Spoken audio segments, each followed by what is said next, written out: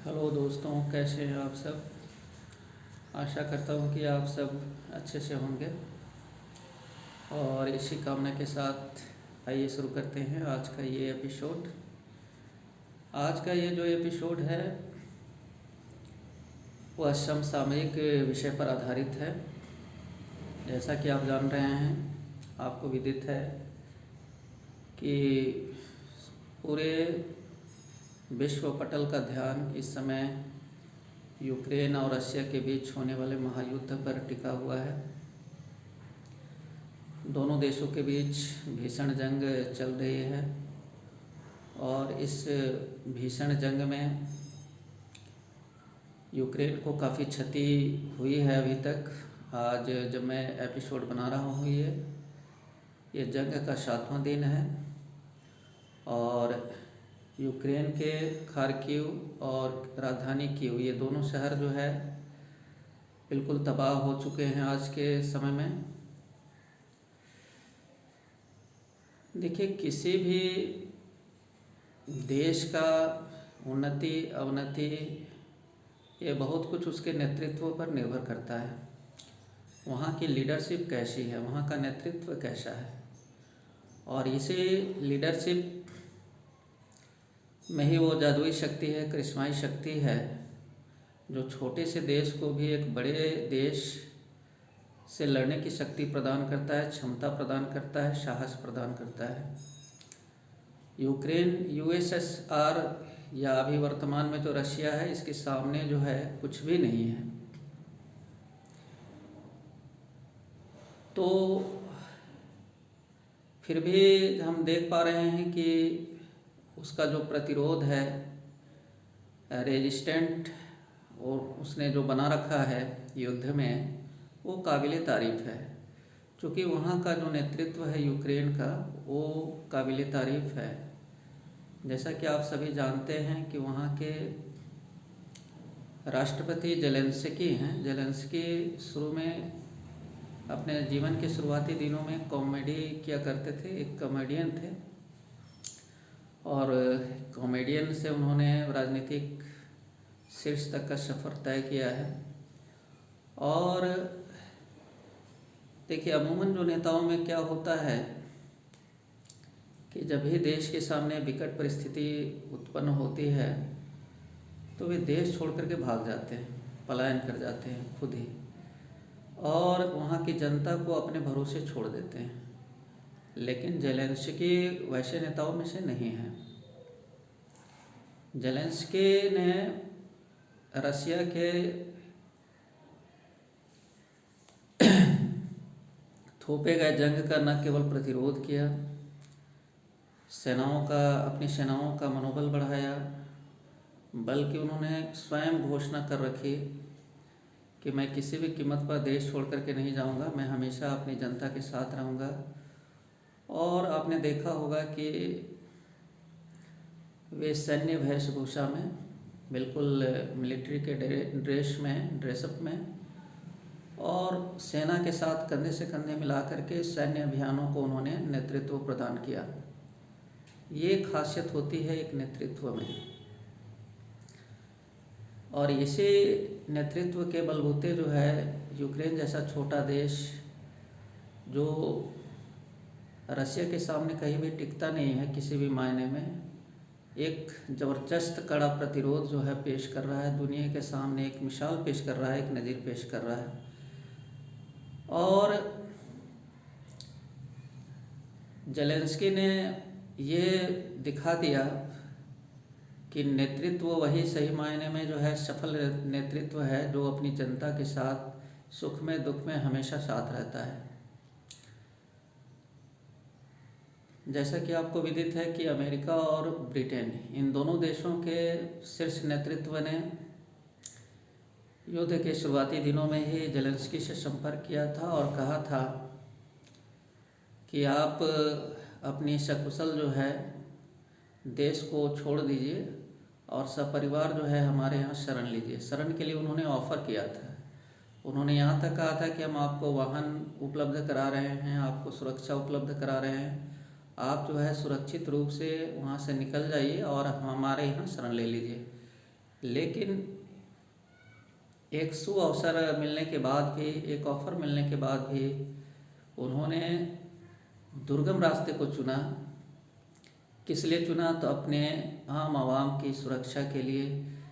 जिस आम आवाम ने उनको अपना विश्वास प्रकट किया था और उन्हें विजयी बना करके चुनाव में राष्ट्रपति बनाया था, उसी के खातिर उन्होंने अपनी सुरक्षा को तिलांजलि दे दी और आम आवाम की सुरक्षा के लिए उन्होंने कहा कि मैं जब तक जीवित हूँ अपने देश में ही रहूँगा, अपने देश के नागरिकों के साथ रहूँगा और लड़ मिटूँगा। तो ये होता है एक नेतृत्व। उनके एक आह्वान पर वहाँ के आम आवाम जो नागरिक हैं उन्होंने जो है मिलिट्री ट्रेनिंग लेनी शुरू कर दी और बॉर्डरों पर पहुँच गए आर्म्स के साथ। ये होता है एक नेतृत्व, सफल नेतृत्व, जिसके एक आह्वान पर सारे नागरिक राष्ट्रभक्ति देशभक्ति से सराबोर होकर के बॉर्डर की ओर निकल पड़ते हैं, हथियार उठा लेते हैं। तो इसी से एक छोटा देश भी जो है वो उन्नति करता है और इसी तत्व की कमी के कारण एक बड़ा और संपन्न देश भी जो है वो समाप्त हो जाता है, धराशायी हो जाता है।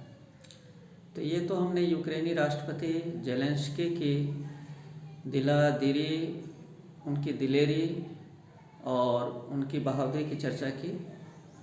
अब आइए रूसी राष्ट्रपति व्लादिमीर पुतिन, जो कि इन दिनों चर्चा में है, उनके भी व्यक्तित्व की हम चर्चा करते हैं। देखिए, व्लादिमीर पुतिन जो है शुरुआती दिनों में बहुत ही गरीब थे, मजदूर के बेटे थे और मजदूर के बेटे से उन्होंने विश्व के एक शक्तिशाली देश रशिया के राष्ट्रपति शीर्ष नेतृत्व का पद प्राप्त किया, राष्ट्रपति का पद प्राप्त किया। ये भी काबिल तारीफ़ है और उनका यही व्यक्तित्व जो है ये करिश्माई व्यक्तित्व माना जाता है, क्योंकि उन्होंने शून्य से शिखर तक का सफ़र तय किया है। इनके बारे में कहा जाता है कि ये जब 12 वर्ष के थे तो नज़दीक के खुफिया विभाग के दफ्तर पहुंच गए थे, KGB, और वहाँ पर जा कर के उन्होंने कहा था कि हमें खुफिया विभाग में नौकरी करनी है, गुप्तचर बनना है, हमें क्या करना होगा। तो वहाँ के लोगों ने उनके बाल सुलभ जिज्ञासा को देखते हुए कहा कि बाबू अभी तुम पढ़ लिख लो, पढ़ लिख करके जब बड़े हो जाओगे तब जो है इस दफ्तर में तुम्हें नौकरी मिलेगी। अब बस यही से उस बच्चे व्लादिमीर पुतिन ने ठान ली कि मैं एक दिन पढ़ूंगा, सफल इंसान बनूंगा और इस दफ्तर में नौकरी करूंगा। इसके बाद जो है उन्होंने लॉ में ग्रेजुएशन किया और ग्रेजुएशन करने के बाद जो है उसी दफ्तर में फिर उन्होंने नौकरी कर ली। अब नौकरी करने के बाद जो है ये एक सफल व्यक्तित्व के रूप में कब उभरते हैं। इन्होंने अपने सामने देखा अपने देश को टूटते हुए 1991 ईस्वी में। मिखाइल गोर्बाचेव उस समय रूस के राष्ट्रपति थे। उनकी नज़र में वो काफ़ी कमज़ोर राष्ट्रपति थे, जिसके कारण जो है USSR का विघटन हुआ और जो 15 स्वतंत्र गणतंत्र थे वो जिनसे कि USSR बना था सभी स्वतंत्र हो गए। पहले ये 15 गणतंत्र जो थे वे स्वायत्त गणतंत्र थे और एक परिसंघ, रसिया एक परिसंघ था सोवियत संघ, उसके अधीन जो है ये सभी एकजुट थे, एक छत्र छाया में थे, जिसे उस समय United Soviet socialist Republic USSR कहा जाता था। अब बात उन दिनों की ही है। ये वहाँ की खुफिया विभाग KGB में नौकरी करते थे और नौकरी करते करते उनके मन को काफ़ी ठेस लगी। वे शुरू से ही देशभक्ति से ओतप्रोत थे। जब उन्होंने देखा कि हमारा देश टूट रहा है और 15 भागों में विभाजित हो गया, 15 जो देश थे वो स्वायत्त राज्य थे वो देश में बदल गए। और इसी बीच वहाँ पर जो है एक रशिया में ही एक प्रांत है चेचन्या, मुस्लिम बहुल इलाका है। वहाँ पर वहाँ के अलगाववादियों ने जो है विद्रोह कर दिया। देखा कि सभी लोग जो है सो अलग हो रहे हैं, तो क्यों ना हम भी रशिया से अलग हो जाएं। और रशिया से अलग होने के लिए वहाँ पर ज़बरदस्त विद्रोह हो रहा था। तो उस समय ये इन जो कमान है वो व्लादिमीर पुतिन को ही दी गई विद्रोह को शांत करने के लिए। और इन्होंने क्या किया कि विद्रोह का पूरी तरह से दमन कर दिया। और उसी समय से ये रशिया के हीरो के रूप में उभर करके सामने आए। उन्होंने चेचन्या विद्रोहियों के दमन करने के लिए वहाँ पर सशस्त्र बलों को उतार दिया।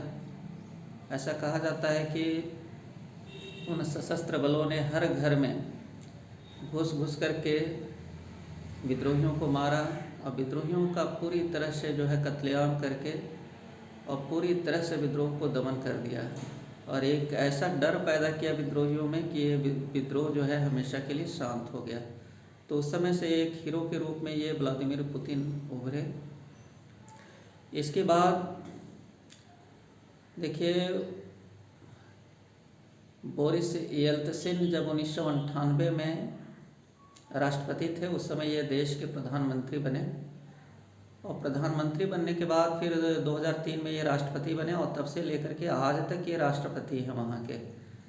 इसके लिए वहाँ के संविधान में संशोधन किया गया और वहाँ पर पहले था संविधान में कि 10 साल से अधिक कोई राष्ट्रपति नहीं बन सकता, तो इसलिए इनके लिए केवल संविधान में संशोधन किया गया। आप समझ सकते हैं कि वहाँ के कितने शक्तिशाली जो है नेतृत्व है, व्यक्तित्व हैं कि इनके लिए केवल संशोधन वहाँ पर लाया गया कि राष्ट्रपति का जो है ये अवधि सीमित नहीं रहेगी, ये है ना अनंत काल के लिए रहेगी।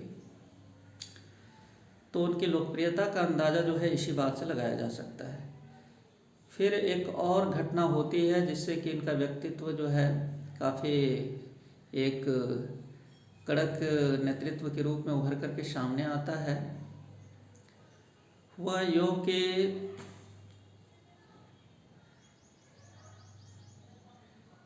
रशिया में एक थिएटर में संगीत का कार्यक्रम हो रहा था और उस संगीत के कार्यक्रम में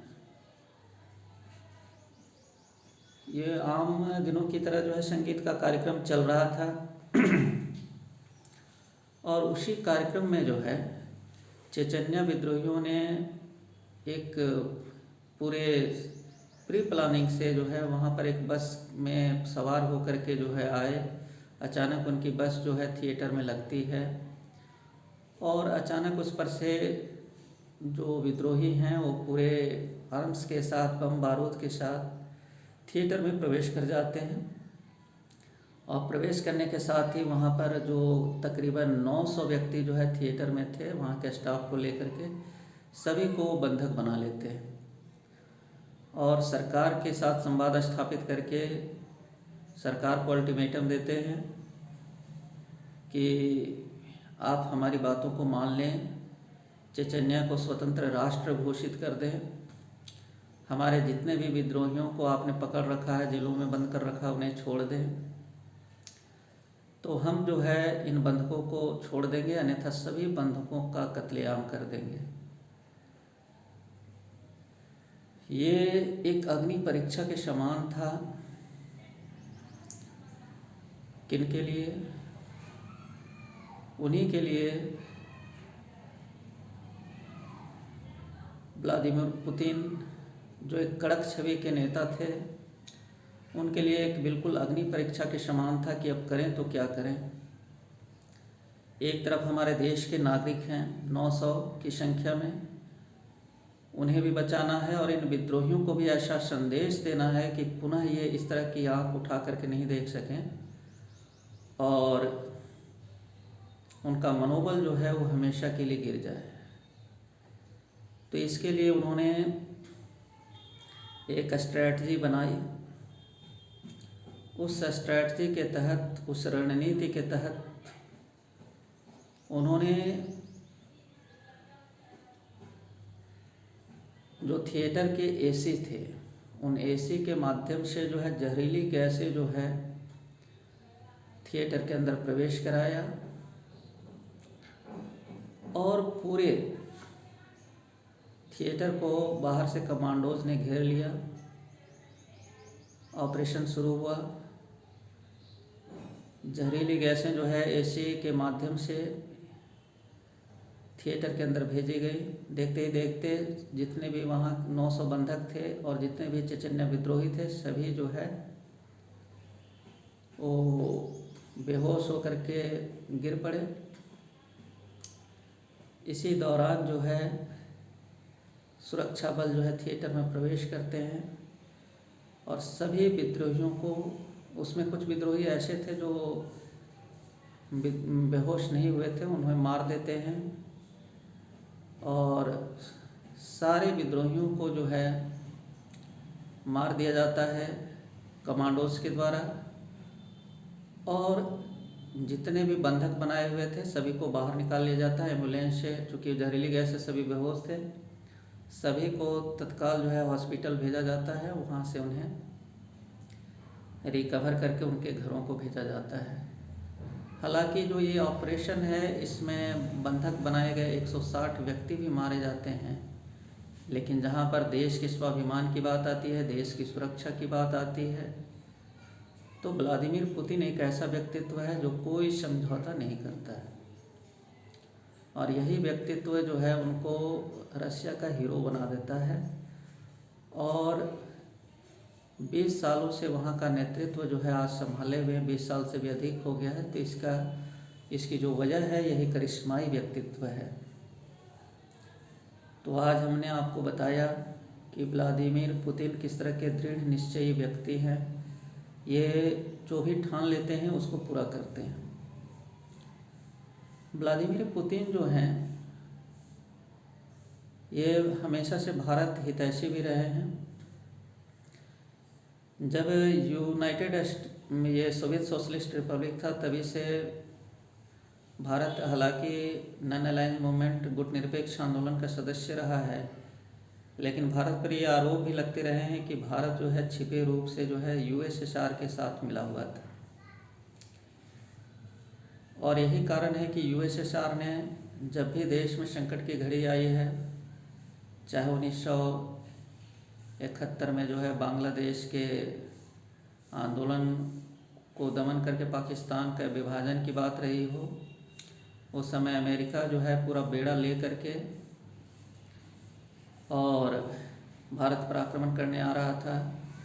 रशिया ने ही जो है सो उसका विरोध किया और जिसके कारण जो है अमेरिका यहाँ आक्रमण करने का साहस नहीं कर सका। लगातार भारत के हित में जो है यूएसएसआर ने यूनाइटेड नेशन के सुरक्षा काउंसिल में वीटो का प्रयोग किया है और भारत की रक्षा की है। तो भारत शुरू से ही सोवियत सोशलिस्ट रिपब्लिक के जो है ये ऋणी रहा है, क्योंकि उसने काफ़ी हम पर आसान किया है। तो इसीलिए ये आरोप लगता रहा है, अमेरिका जैसे देश जो है आरोप लगाते रहे कि भारत जो है यूएसएसआर के साथ मिला हुआ है। बहरहाल आज के एपिसोड में हम बता रहे थे कि पुतिन एक करिश्माई नेतृत्व है, अटल अपने दृढ़ निश्चय पर अटल रहने वाला करिश्माई नेतृत्व है, जिसने कि ये ठान लिया है कि हमें यूक्रेन को ये डीमिलिटराइज कर देना है, वहाँ उसको उसकी जो सैन्य क्षमता है उसको तबाह कर देना है। और इसी मकसद से उन्होंने आक्रमण किया है और इस मकसद में वो कितने कामयाब होते हैं तो भविष्य बताएगा। लेकिन कहीं न कहीं देश का जो नेतृत्व है यदि सफल हो तो देश भी निश्चित रूप से सफलता की सीढ़ियाँ चढ़ता है, ये बात जो है स्पष्ट हो जाती है। आपने देखा होगा अखबारों में, इलेक्ट्रॉनिक मीडिया में कि पुतिन जो है कभी बाघ के साथ जो है खेलते नज़र आते हैं, कभी विदाउट जो शर्ट है वो घोड़े की सवारी करते दिखते हैं, कभी विदाउट शर्ट जो है वो बर्फ़ के बीच जो है खेलते हुए दिखते हैं। 65 साल का एक बूढ़ा व्यक्ति, लेकिन फिट फाट इतना कि उसके सामने यंग जनरेशन भी फेल हो जाए, यह अपने आप में काबिल तारीफ़ है। उतने बड़े देश का नेतृत्व संभालना और अपने शरीर की फिटनेस का भी ध्यान रखना। हालांकि हमारे देश के प्रधानमंत्री भी इस मामले में काफ़ी आगे हैं और योगा और व्यायाम के बल पर उन्होंने अपने को काफ़ी फिट बनाए रखा है। तो आज के इस एपिसोड में हम बताना चाह रहे थे